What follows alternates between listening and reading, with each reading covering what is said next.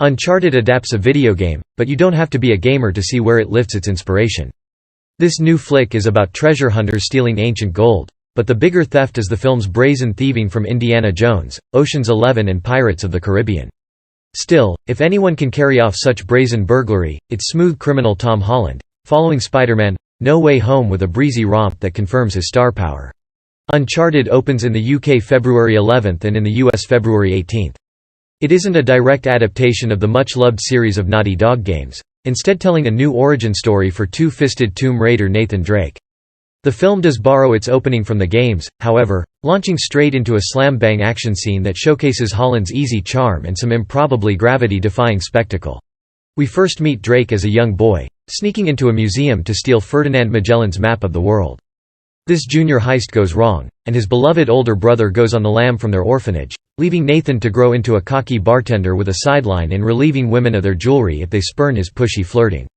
Holland plays older Drake with his usual likable sincerity, which makes him fun to watch but utterly unconvincing as a calculating pickpocket. Still, he looks real enough to Mark Wahlberg, who shows up at the bar one night to recruit Drake for a heist that involves gasp. Magellan's map, untold lost golden riches and double gasp. Drake's missing brother. Next thing you know, the duo are off round the world solving puzzles and uncovering ancient clues, chased by a purring millionaire and his vicious mercenaries.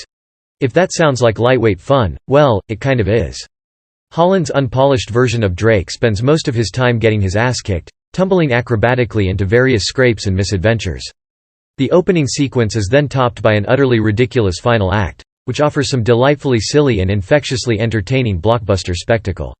In between, however, a lot will ride on how familiar you are with assorted other movies. The first meeting between Holland and Wahlberg is a bit Ocean's 11. Wahlberg even shows up in a tux, bow tie hanging loose, and the pair then proceed to reenact Indiana Jones and the Last Crusade. The film literally recreates the third Indiana Jones movie beat for beat. There's a missing family member, clues in a diary, and a sequence sneaking into the catacombs of a European city. It's so brazen that I can't list any more of the similarities because it would count as spoilers.